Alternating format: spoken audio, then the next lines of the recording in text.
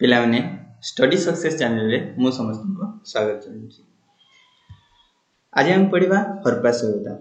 हरप्पा सभ्यता बा याकु सिंधु सभ्यता बोली मध्ये कहै छै। ए हरप्पा सभ्यता आम भारतर सबठारु प्राचीन बा पुरातन सभ्यता। ए सभ्यता थिला एक शहर सभ्यता। आधुनिक शहर भଳି ए सभ्यता गढि उठिथिला। चलो ए सिंधु सभ्यता बा हरप्पा सभ्यता विषय अधिक किछि जानिबा। प्रथमे आमे हरप्पा सभ्यता विषय कौन पढ़िबा ता आलोचना करिबा। प्रथमे आमे आविष्कार पढ़िबा, अर्थात ए हरप्पा सभ्यता को किया आविष्कार करथिले, केते मसिर आविष्कार करथिले से विषय पढ़िबा। तापरे भौगोलिक विस्तृति, ए हरप्पा सभ्यतार भौगोलिक सीमा केमदि थिला, केउठारु नै कि केउ पर्यंत ए विस्तार लाभ करिथिला से विषय मध्ये पढ़िबा। थर्ड रे पढ़िबा नगर परिकल्पना और सौध, अर्थात हरप्पार अधिवासी माने नगर को केमदि तयारी करथिले, तांको घर गुडियो केमदि थिला से विषय मध्ये जानिबा। धर्म विश्वास, से केउ देवादेवी को उपासना करुथिले, केउ धर्म प्रति तांकर विश्वास थिला से विषय मध्ये हम एठी जानिबा। तापरे वाणिज्य, अर्थात तांकर वाणिज्य व्यवसाय केमदि थिला, ए वाणिज्य व्यवसाय जोगो तांकर दूर राष्ट्र सहित केमदि संपर्क स्थापन हेतिला से विषय मध्ये हम जानिबा। तापरे होची कृषि और गृहपालित पशु, तांकर कृषि केमदि थिला, से माने केउ केउ चाष काम करुथिले, आ सब केउ केउ पशु मान को से माने पालन करुथिले से विषय मध्ये पढिबा। तापरे तांकर लिपि, तांकर लिपि केमदि थिला, अर्थात कहबा गले से माने केमदि लेखुथिले ना तांकर आधुनिक शैली लेखुथिले ना तांकर लेखा गुडी को वर्तमान पर्यंत पढा हिची कि नाही से विषय मध्ये हमें जानिबा। तापरे तांकर प्रयुक्ति विद्या और कारीगरी, तांकर कारीगरी केमदि थिला, हस्तशिल्प से जानिथिले नहीं, बयन शिल्प जानिथिले कि नहीं, माटी शिल्प जानिथिले कि नहीं, ए सब जिंस हम एठी आलोचना करिबा। चलो देखिबा प्रथमे ए हरप्पा सभ्यतार आविष्कार।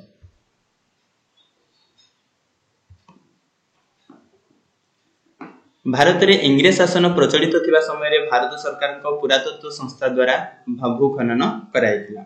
अर्थात कहले आमे जानिछु पूर्वरु आम भारत को इंग्रेज माने शासन करुथिले। जेतले से इंग्रेज शासन चलिथिला आम भारत रे कहिथिला ना पुरातत्व संस्था बा ताको आमे कहि परिया प्रत्नतात्विक संस्था नामक एक संस्था गठन हेतिला। ए संस्थार काम कोन ना ये भूखनन करी विभिन्न जिंसर आविष्कार करथाय। चलो प्रथम आमे से पुरातत्व संस्था बा जो प्रत्नतात्विक संस्था अछि ताको की गठन करिथिले, केते मसिया गठन होइथिला ता हमें जानिला। ना ये प्रत्नतात्विक संस्था आम भारत रे 1899 मसिया नेकी 1905 मसिया पर्यंत आम भारतर शासन भार ग्रहण करथिले लॉर्ड कर्जन। लॉर्ड कर्जन को प्रचेष्टा रे ही आम भारत रे प्रत्नतात्विक संस्था बा पुरातत्व संस्था गठन कराइथिला। तो से प्रत्नतात्विक संस्थार अध्यक्ष थिले सार्जन मार्शल। सार्जन मार्शल प्रत्नतात्विक संस्था को दुईटी दल रे विभक्त करथिले। गोटे दलर नेतृत्व नेथिले दयाराम साहानी, आ गोटे दलर नेतृत्व नेथिले राखलदास बानर्जी। एही दयाराम साहानी कोन करथिले ना हरप्पा सभ्यता को आविष्कार करथिले, आ राखलदास बानर्जी मोहनजोदारो को आविष्कार करथिले। चलो एही हरप्पा एवं मोहनजोदारो शहर दुईटी कोठी आविष्कार करथिले हेतिला से विषय में पढिबा। तो यह 1921 मसिया आविष्कार कराइथिला पश्चिम पंजाब रो रावी नदी रो हरप्पा एवं यहा परे सिंधु रो दक्षिण पार्श्व अवस्थित मोहनजोदारो ठारे एही सभ्यता को आविष्कार कराइथिला। अर्थात जो सिंधु सभ्यता थिला से सिंधु सभ्यतार मुख्य दुईटी शहर होची कोन, गोटे होची हरप्पा आ गोटे होची मोहनजोदारो। तो हरप्पा को की आविष्कार करथिले, दयाराम साहानी आविष्कार करथिले कोठी ना पश्चिम पंजाब रो रावी नदी कूल रे गोटे जिल्ला थिला, से जिल्ला ना होची मॉन्टेगोमेरी। से मॉन्टेगोमेरी जिल्ला रे हरप्पा को संधान मिलिथिला।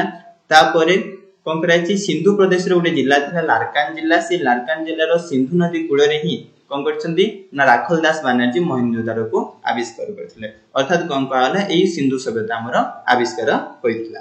तापरे हम जदी देखिबा आमे जानि पारना ताले कोन ना सार्जन मार्शल, राखलदास बानर्जी, दयाराम साहानी ए प्रत्नतत्व विद मानकर कहिछि कहलो प्रचेष्टा जोगु ही हमर हरप्पा सभ्यता बा सिंधु सभ्यता गढि उठिथिला। एटा देखो पिला माने एटा होछि से मोहनजोदारो पिक्चर टा हला। मोहनजोदारो शब्द अर्थ होछि मृत नगरी बा मृत स्तूप। तो कोन कहला आमे जानि पारना जे राखलदास बानर्जी मोहनजोदारो को आविष्कार करथिले। जो मोहनजोदारो शहर टा थिला से मोहनजोदारो अर्थ होछि कोन मृत नगरी बा मृत स्तूप बोली ताको कहा जायथिले। कोन कहला ना वर्तमान मोहनजोदारो ओ हरप्पा पाकिस्तान रे अवस्थित। आमे जानिला 1947 मसिया जेतबे हम देश स्वाधीन होला से समय रे भारत एवं पाकिस्तान नामक दुईटी राष्ट्र रे कोन हितला गठन हे जायतिला। तो वर्तमान आ ए मोहनजोदारो शहर हरप्पा शहर आम भारत रे नाही, सेटा वर्तमान कोठी आविष्कार होई कि अछि बा कोठी एबे अछि सेटा पाकिस्तान रे रहिछि। सर्वप्रथमे हरप्पारू आविष्कृत यह सभ्यतार सामंजस्य प्रत्येक स्थान में परिलिखित होता है। तो कौन होता सर्वप्रथमे हरप्पारू यही सिंधु सभ्यता आम प्रमाण मिलता तेणु हरप्पा को ही कौन कहा जेहेतु सर्वप्रथमे हरप्पारू यह सभ्यतार आविष्कार होता तेणु यही सभ्यता को हरप्पा सभ्यता कहुए। आउ यही हरप्पा सभ्यता कौन कहल ना सिंधु नदी कूल में गढ़ी उठी सिंधु सभ्यता कहुए। तो आम आविष्कार पढ़ी सारा आविष्कार पर आज आम पढ़ा पुणी भौगोलिक विस्तृति। चलो देखा क्योंठू नहीं क्यों पर्यंत यह विस्तार लाभ करथिला। देखो ये से चित्रटा दिखाई देख ये से आमर हरप्पा सभ्यतार पिक्चरटा दिखाई देख आगु कौन देखा। हरप्पा सभ्यता केवल सिंधु नदी कूल में गढ़ी उठी नाला यह भारत एवं भारत बाहर थिला पर्याप्त। तो कौन हम जो हरप्पा सभ्यता जो सिंधु सभ्यता यह केवल सिंधु नदी कूल में गढ़ी उठी नाला भारत बाहर जदि आम कहवा यार केन्द्र मान 1000 रु अधिक केन्द्र मान आविष्कृत होइछि।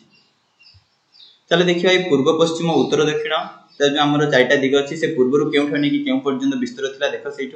तो पश्चिम रे अफगानिस्तान रु आरंभ करी पूर्व रे उत्तर प्रदेश पर्यंत यही सभ्यता विस्तार लाभ करथिला। देखि पारछन गोटे पिक्चर जो देछि अफगानिस्तान देछि तो से पश्चिम रे कोन कहिछि ना अफगानिस्तान रो गोटे स्थान रो नाम थिला जोटा नाम थिला कोन ना मुंडीकक है से अफगानिस्तान रो मुंडीकक स्थान ठु आरंभ करी तो एपटे जो कौन सी पूर्व रे अछि उत्तर प्रदेश तो पूर्व उत्तर प्रदेश रो गोटे स्थान नाम थिला ता नाम अछि आलमगीपुर है से पर्यंत हरप्पा सभ्यता विस्तार करथिला। तो पूर्व पश्चिम जानिलो तापर देखो उत्तर दक्षिण देखा जदि कहबा देखो पूरा पूरी उत्तर अच्छी उत्तर जामु ठारू आरंभ करी है जामु गोटे अंचल स्थान ना थिला तार होछि मुंडा जो जामु अच्छी जामुर मुंडा ठारू आरंभ करी दक्षिण रे गुजरात रो नर्मदा नदी महान गोटे स्थान अवस्थित थिला से स्थान ना होछि कोन भद्रक से पर्यंत ए हरप्पा सभ्यता रे कहितला विस्तार लाभ करितला। तो एठु तमे जानि पारलो से केउ सीमा पर्यंत केउठु केउ पर्यंत कहिछि विस्तार लाभ करिछि। तापर देखिबा हमें कोन ना नगर परिकल्पना और सौध। हरप्पा सभ्यतार नगर परिकल्पना थिला वास्तविक मनोलोभ अर्थात कहबा गले जो हरप्पा सभ्यता थिला ए हरप्पा सभ्यतार जो माने शहर तयारी करथिले नगर तयारी करथिले एटा बहुत कोन लागुतला सुंदर लागुतला बहुत मनोलोभ लागुतला हैला। तो रास्ता घाट गृह नर्मदा स्नानागार शस्यागार प्रति क्षेत्र में सिंधु सभ्यतार अधिवासी माने उत्कर्षता ज्वलंत निर्देशन प्रदर्शन करथिले। कहबा गले कोन आमे जेमति आधुनिक राष्ट्र जमी बर्तमान अच्छे से आधुनिक राष्ट्र गुड़िक जमी रास्ता घाट पूरा पूरी गृह नर्दमा सेमती से आधुनिक सहर भाया रास्ता घाट गृह नाल नर्दमा स्नानागार सब से तैयारी करते तेणु तो आम कौन कहना ना यही हरप्पा सभ्यता एक नगर सभ्यता कौन कहना एक गोटे सहर सभ्यता बोली कहुला। तो चलो से नगर परिकल्पनार सौधर गुड़िकर कौन कौन पॉइंट जी अच्छी से केमती कौन तैयारी करते से विषय देखा। प्रथम देखिए दुर्ग और जनबसती अंचल पिक्चर देखि पारछ एटा जे से जनबसती अंचल देखो कौन कहला हरप्पा सभ्यतार प्रधान वैशिष्ट्य थिला नगर निर्माण है। तो ये जो हरप्पा सभ्यतार प्रधान वैशिष्ट्य कौन थिला जो शहर निर्माण करथिले जो नगर निर्माण करथिले प्रत्येक नगर को दुई भाग विभक्त कराइथिला गोटे होची उच्च स्थान निर्मित दुर्ग आ गोटे होची निम्न स्थान निर्मित दुर्ग। जदि कहबा गबा तांकर जो शहर थिला से माने शहर को कोन करथिले दुईटा भाग रे विभक्त कर दैथिले हला। गोटे कोन थिला ना उच्च स्थान गुडी निर्मित दुर्ग होइथिला एवं सेही दुर्ग गुडी करे क्यों माने बस स्थापन करथिले ना सेही दुर्ग गुडी करे शासक माने रहउथिले नहले पुरोहित गोष्ठी माने रहउथिले। तापरे सेही दुर्गर ठीक तळ अंश गुडी करे कोन थिला ना विस्तार अंचल रे माने कोन थिले जनबसती दिथिला जोठी साधारण लोक माने जेमि कहबा कृषक श्रमिक बणिक व्यवसायिक ए सब सेठी रहउथिले एवं नगर चतुर्पार्श्व प्राचीर घेरी रहिथिला। तापर कोन थिला नगर को रक्षा करिया पे माने कोन करछु ना चारि पार्श्व रे तांकर प्राचीर घेरी रहिथिला एवं ए प्राचीर गुडी को पोडाइटा निर्माण कराइथिला आ कोनते जेमि बाहरु कोनसी हिंस्र जंतु बा बाहरु शत्रु आक्रमण कले सेटा प्रतिरोध करिया पे से माने ए प्राचीरटा तयारी करथिले। तापर फर्स्ट पॉइंट तो जानि पारला। तो सेकंड देखो सेकंड पॉइंट रे कोन कहला ना बासगृह से माने केमती तांकर घर तयारी करथिले से विषय मध्ये हमें देखबा। देखबार पिक्चरटा प्रथमे केमती देइची तांको बासगृह से माने रहिथिले गोटे पिक्चर अछि चलो से विषय जानिबा बासगृह विषय।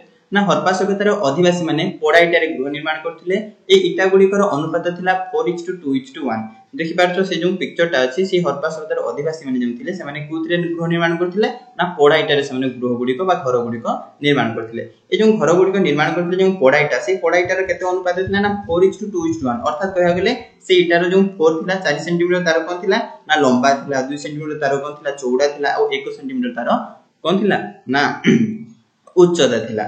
आ एठी देखिबा हरप्पा सभ्यतार अधिवासी माने केवल पोड़ा इटारे ही घर तयारी करनथिले। तो कालीबंगन गोटे स्थान अछि से कालीबंगन रे कोन करथिले सूर्य रश्मि रे सुकितबा इटा द्वारा मध्ये गृह गुड़िकर देखिबा को मिलितला। बुझिला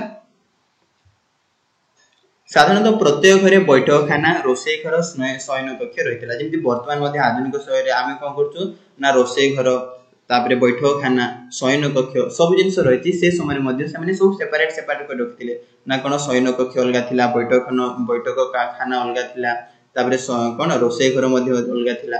तो आहुर मध्ये कोन थिला तांकर स्नानागार मध्ये रखिथिले सेठी कुओ मध्ये थिला देखि पाछो कुओ चित्रटे मध्ये अछि थिला। तो कुओ मध्ये तांकर अलगाटी थिला आ मु कोन मिलथिला कहलो पहाच मिलथिला। एठो हमें जानि पारले जे तांकर कोन थिला 2 महला विशिष्ट से हरप्पा सभ्यतार गृह गुडी को मध्ये देखिबा को मिलिथा। गृहरु नाळ देई मैला पानी और आवर्जना निष्कासन हेउतिला एवं शहरर मुख्य नाळ जाई मिसुतिला। से माने कोन करथिले कहलो तांकर घर को सुस्थ रखिया पे आवर्जना मैला मुक्त करिया पे से माने कहथिले गृह गुडी करबा घर गुडी करे छोट छोट नाळ रे द्वारा मैला आवर्जना पानी गुडी को सब निष्कासन होतिला एवं सेटा कोठी जाई मिसुतिला ना रास्ता गडे रे बड़ बड़ नाळ गुडी को थिला। से बड़ बड़ नाळ गुडी को जाई कि सेही पानी गुडी को मिसुतिला जादरा समस्त घरे गुडी कर मैला आवर्जना परिवेश पूरा पूरी मुक्त सुस्थ हबो मुक्त होई कि रहइबो। तापर बासगृह सरीला बासगृह परे आमे देखिबा बृहत स्नानागार।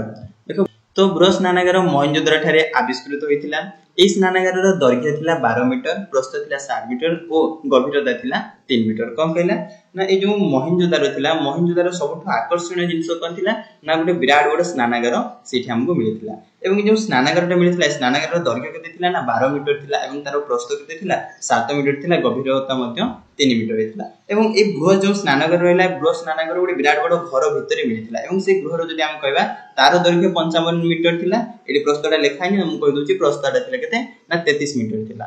तापरे निकटस्थ एक कोठरी रे कोन बृहत कूप मध्ये रहितला अर्थात कुओटे थिला। तो पाखरे गोटे घर थिला कि से घर भितर गोटे कूओ थिला। कोन पैसार कूओटा रहितला कूओ होची कोन सेइठु भल पानी जिको कोन करिवो ए स्नानागार भितर को प्रवेश करिवो नाळ माध्यम देई पुनी एठु पछपटे पुनी आउडे नाळ थिला जो जे कोन होची एठी जो दूषित पानी जाउतला से दूषित पानी गुडी को पुनी एठु स्नानागार रो कोन करा जिवो निष्कासन करा जिवो पुनी कूओ रो भल पानी गुडी को स्नानागार को प्रवेश करा जिवो। सेति में कोन करा होची ना से कूओ रो मध्ये व्यवस्था करा हेतला अर्थात कहया गेले पूरा पूरी भल डिजाइन रे बा आधुनिक शैली रे से माने स्नानागार गुडी को निर्माण करिथिले।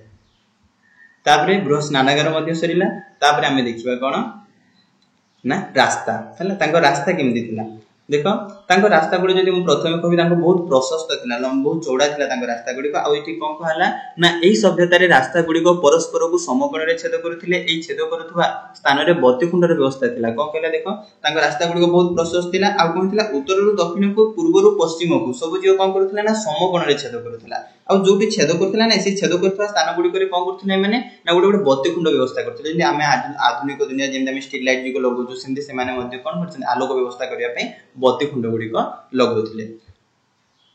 आउ एठु जदि मु अधिक कहबी तांको रास्तार उभय पार्श्व कोन थिला कहलो ना नाळ गुडी को मध्ये थिला। आ नाळ गुडी को सब जे कोन थिला ढांकुडी रे से माने ढांकी देथिले हला।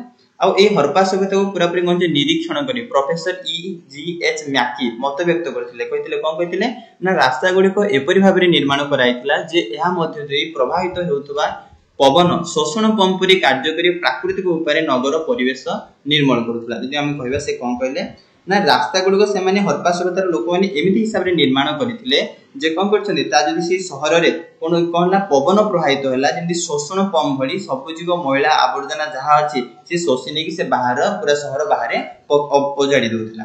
जा फळे कहथिला कहलो ना प्राकृतिक उपाय रे ही परिवेशटा पूरा निर्मल और सुस्थ हो जाथिला। केते डिजाइन बा केते भल से माने तांको रास्ता गुडी ताले तयारी करथिले। तापरे हम नेक्स्ट पॉइंट कोन देखिबा बृहत सस्यागार। देखो सेठी गोटे विराट बड़ सस्यागार मध्ये आविष्कार होइतिला। ए सर बृहत सस्यागार थाले कोठी आविष्कार होइतिला ना बृहत सस्यागारटा हरप्पा रे आविष्कार होइतिला।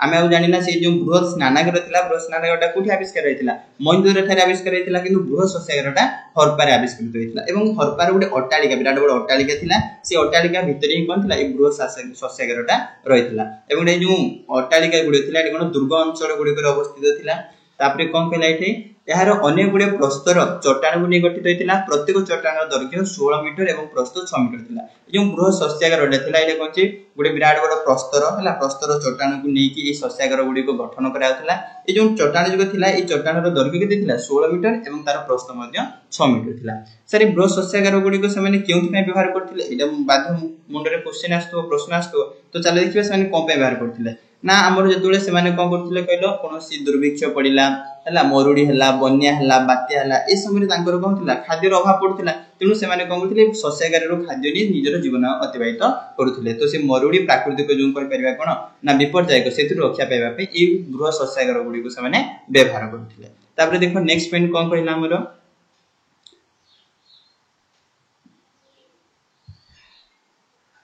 नेक्स्ट होची चुल्ली कोन चुल्ली देखो चुल्ली मध्य हमर कोन थिला सेठी आविष्कार होइतिला तो कालीबंगान रो वैशिष्ट्य होची एककालीन इटा निर्मित चट्टान रे गोटे धाडी थिबा 7 गोटी चुल्ली रो आविष्कार तो चुल्लीटा कोठी आविष्कार हेतिला कालीबंगान ठारे तो कालीबंगान ठारे कोइची गोटे इटा रे निर्माण हेतो गोटे चट्टान थिला सेई चट्टान रे कोइथिला 7 गोटी चुल्ली रो आविष्कार करा हेतिला हला एटा थिला कोनची कालीबंगान रो सबथरो वैशिष्ट्य बढ़िया घटना रे एटा मध्ये सेठी मिलितला तो सर सेठी चुल्ली रो आविष्कार होइचे इतरे कोनोसी गोटे कोन महान घटना आइगला तो से भितरे चलो जे देखिबा चुल्लीटा कोन हिची चुली से माने केउथरे व्यवहार करथिले देखो चुली रो व्यवहार को नै कि ऐतिहासिक मानक भितरे कोइथिला नाना प्रकार मत पोषण देखाथला तो किछि किछि ऐतिहासिक माने कहथिले जे एटा सार्वजनिक मांगलिक कार्य पय उद्दिष्ट होई पारे अर्थात कोन कहउचंदी ना समस्त लोक मान कोनोसी मंगल कार्य बा उत्सव हला ए सब जिंस रे माने व्यवहार करथिले आउ किछि जण कोन करचंदी ऐतिहासिक माने मत देखानी जे ए जो कोन करचंदी चुली रे से माने केउथरे आंदुथिले सब जो नगरवासी माने एकत्र हे जाउथिले एवं से माने कोन करथिले सेठी रंधन करूथिले रोसई करथिले आ सब आवश्यक खाद्य सामग्री गुडी को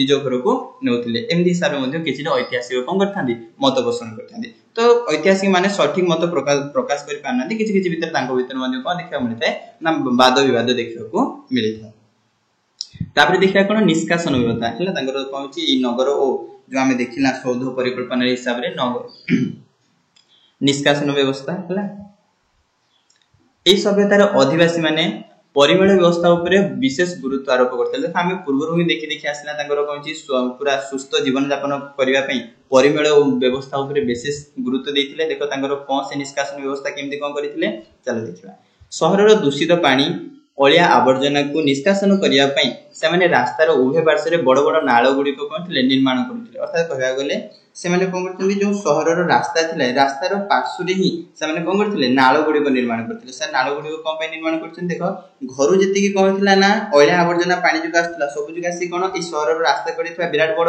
नाळ रे जाकी पडुथिला एवं ई विराट बड़ रो सब जो दूषित पानी गुडी कोन करथिले शहर रो बाहर थिवा बड़ विराट बड़ कुंड रे समस्त सब जो कोन करथिले ना जाकी पानी जुग पडुथिला जा फल रे कोन थिला कहलो ना से शहर पूरा सुस्थमय शहर परिणत होई परथिला आ एठी देखला कोन ए नाळ गुडी को पोडा इटा रे निर्मित कराउथिला नाळ गुडी को खोला छडा ना जे आवृत करि रखाउथिला एठी देखो ताकर आउडी जिंस बढ़िया को माने व्यवस्था करथिले जे से नाळ गुडी माने कोथरि तयारी करथिले पोडा इटा रे तयारी करथिले आ नाळ गुडी को कोन जे जो कोनोसी जागा रे मध्ये सेटा को करा जातला खोला छाडी नथिले सब जे माने आवृत करि रखुथिले कोन दिबो ना नाळ गुडी को हला याफले दुर्गंध को रोकिबा सहित शहर को प्रदूषण मुक्त करा जाय पड़थला कोन से जो नाळ व्यवस्था द्वारा शहर रे दुर्गंध रहि नथिला प्रदूषण हो नथिला हला कोनोसी रोगी मध्ये रोग रे मध्ये पडिबेनी कोन व्यक्ति माने हला तणु एटा कोन करथिला ना दुर्गंध को रोकिबा सहित प्रदूषण मुक्त करि पाथले को द्वारा ए निष्कासन व्यवस्था था तो एटा थिला हमर कोन कहलो फर्स्ट पार्ट हरप्पा सभ्यतार एटी फर्स्ट पार्ट समाप्त हो जायछि सेकंड पार्ट रे अधिक किछि आरो आमे जानिबा आगु को जिबा हला आ जो मान काम वीडियो कहूँ पसंद लाउची से माने लाइक करो सब्सक्राइब करो।